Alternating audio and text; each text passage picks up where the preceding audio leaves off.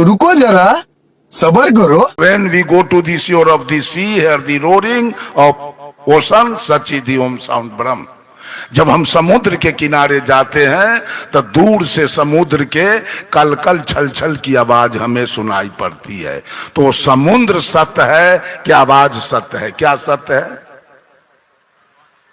नहीं, समुद्र सत्य है। समुद्र न हो तो आवाज का। अभी मैं माइक पर बोल रहा हूं, साउंड बॉक्स के द्वारा, हॉर्न के द्वारा सारे लोग सुन रहे हैं। ये बोलने वाला सत्य है कि माइक सत्य है? बोलने वाला न सत्य है। कर्ता बड़ा होगा कि कर्म? हारमोनियम बजाने वाला बड़ा है कि हारमोनियम? नाल बजाने वाला बड़ा है कि नाल?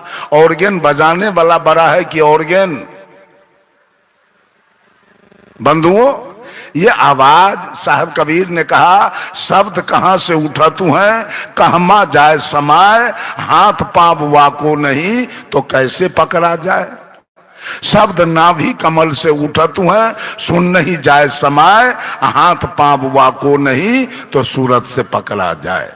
ये सारी आवाज कहां से आई?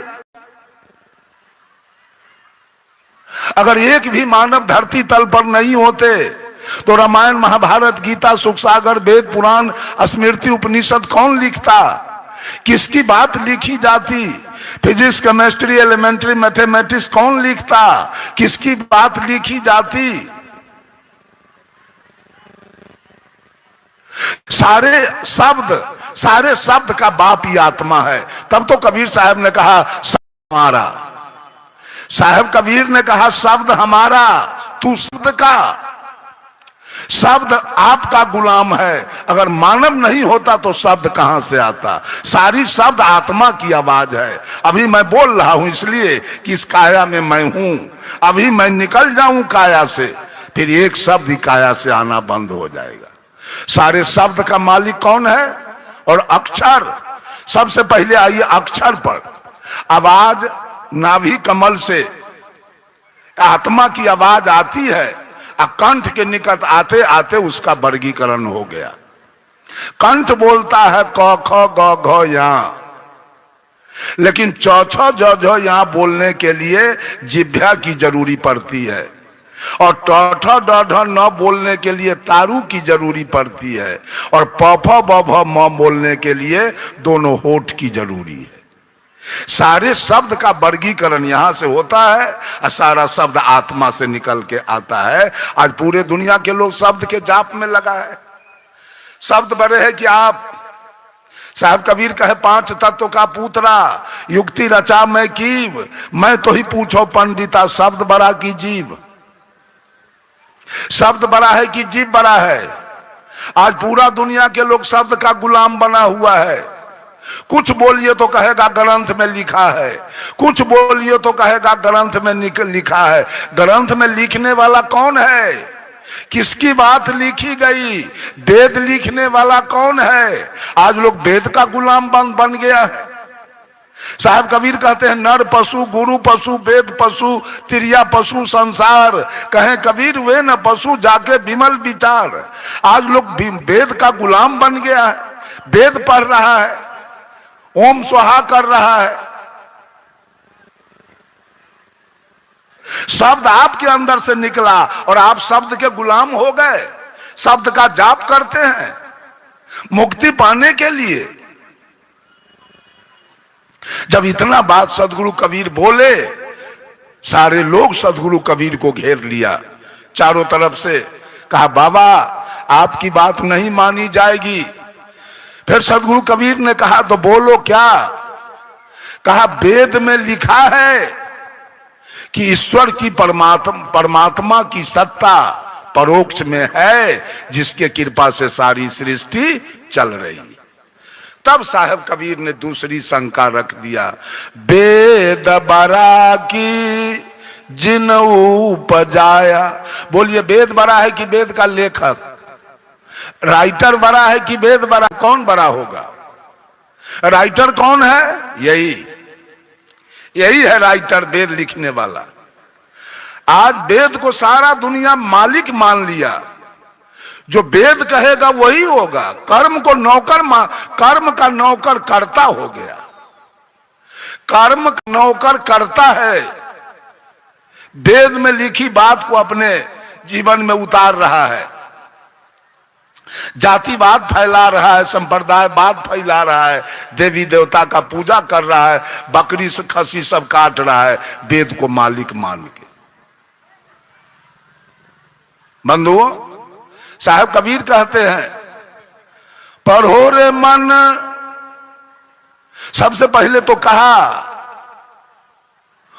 ओंकार है वेद के मूला, ओंकार में सब जग झूला, ओंकार आदि जो जाने लिखी और मेटे ताही सो माने। ओंकार क्या है? ओम क्या है? बहुत सारे लोग ओम का जाप करते हैं, जरा ओमकार तो बताइए। ओम में ऊपर से आता है हर्षुकार, नीचे से दीर्घिकार, आगे से मकार, ऊपर से अर्धचंद्राकार और उसके ऊपर बिंदु है। आकार है ब्रह्मा, हर्षुकार है विष्णु, मकार है महादेव, अर्धचंद्र है अद्या और बिंदु है निरंजन। आकार ब्रह्मा है वायु तत्व, हर्षुकार विष्णु है जल तत्व, मकार महादेव है अग्नि तत्व, अर्धचंद्राकार अद्या है धरती तत्व और बिंदु निरंजन है आकाश तत्व। आकार ब्रह्मा का इंद्रियानी है त्वचा यानी लिंग, विष्णु का इंद्रियानी है जिह्वा, महादेव का इंद्रियानी है आंख, अद्या का इंद्रियानी है नाक, निरंजन का इंद्रियानी है कान। तो कान सुंदर शब्द सुनना चाहता है, नाक सुंदर गंध लेना चाहता है, आंख सुंदर रूप देखना चाहता है और जिह्वा सुंदर स्वाद लेना चाहता है और त्वचा सुंदर स्पर्श करना चाहता है। स्पर्श के फेरा में हाथी मर जाता है, स्वाद के चक्कर में मछली मर जाती है और रूप के चक्कर में भौरा मर जाता है, गंध के फेरा में भौरा मर जाता है और शब्द के फेरा में मिर्गा मर जाता है। यही तो आपका ओम है। ओम को इतना महत्व दिया, इतना आगे बढ़ा के ले गया कि ओम के जैसा शब्द तो दुनिया में कुछ है ही नहीं।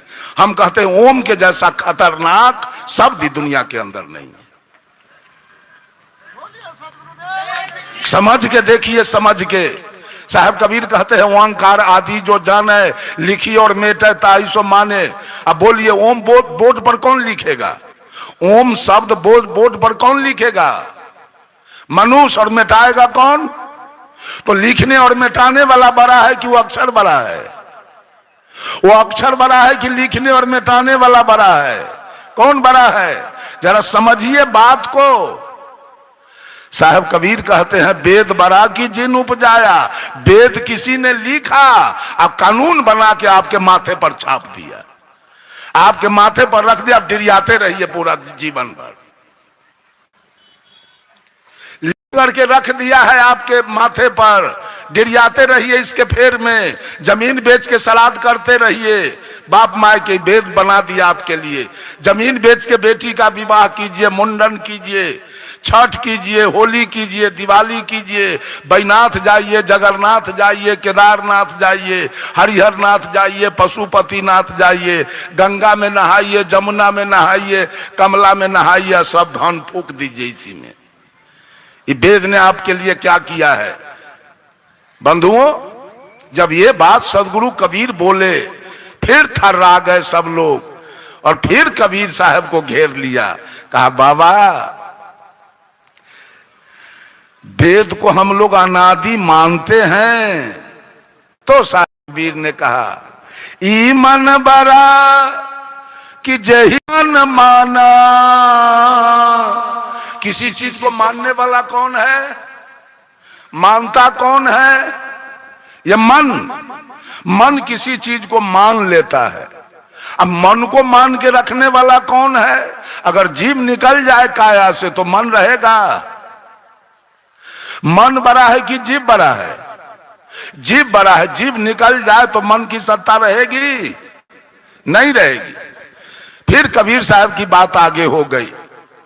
फिर सब लोगों ने कहा बाबा छोड़ दीजिए सब बात को, हम लोग राम को अनादि पार ब्रह्म परमेश्वर मानते हैं।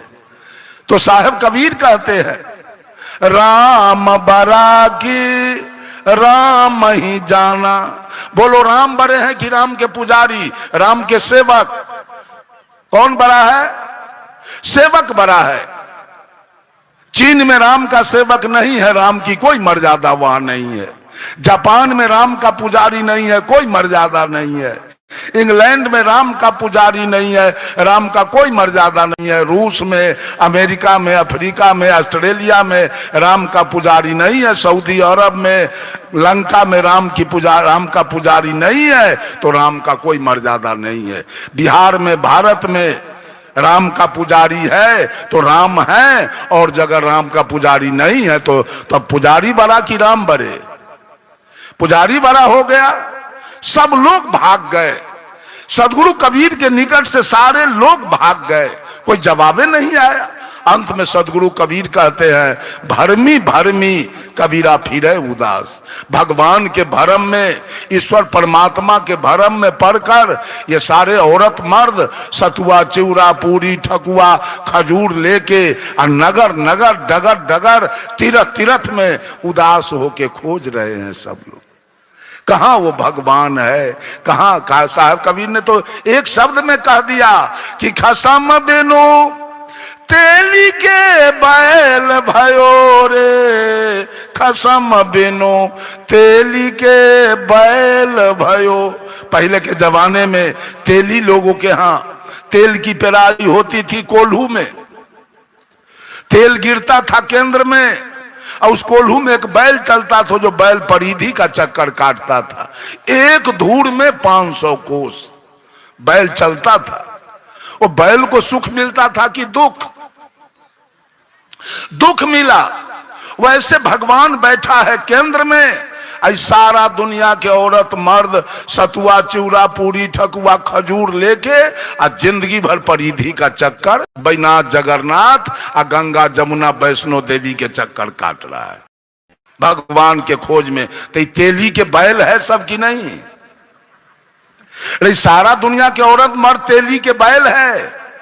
जैसे बैल को दुख मिला, वैसे तीर्थ में गए न नहाने का ठीक है, न पैखाना जाने का ठीक है, न सोने का ठीक है, न कपड़ा सुखाने का ठीक है, कहीं कोई सुख नहीं। बस दुख काटने के लिए गाड़ी रिजर्व करा लिया और नगर नगर दौड़ लगाते हैं कोल्हू के बैल के जैसे। ये साहब कबीर ने कहा खसम माने होता है दुल्हा, और दुल्हा मीन्स ज्ञान। एक ज्ञान के बिना सारा दुनिया तेली के बैल बना है, और कोल्हू के जैसे बैल के जैसे परिधि का चक्कर जीवन भर काट रहा है। परमात्मा बैठा है केंद्र में और खोज रहा है परिधि में। अगर केंद्र में परमात्मा है तभी तक की आंखें देख रही है, तभी तक ये कान सुन रहा है, नाक सुगंध दुर्गंध ले रहा है, मुंह बोल रहा है, खा रहा है, त्वचा स्पर्श कर रहा है। जिस समय परमात्मा की सत्ता काया से आउट हो जाएगा, उसी समय ये शरीर डेड बॉडी होगा और श्मशान में जाके जल के राख हो जाएगा।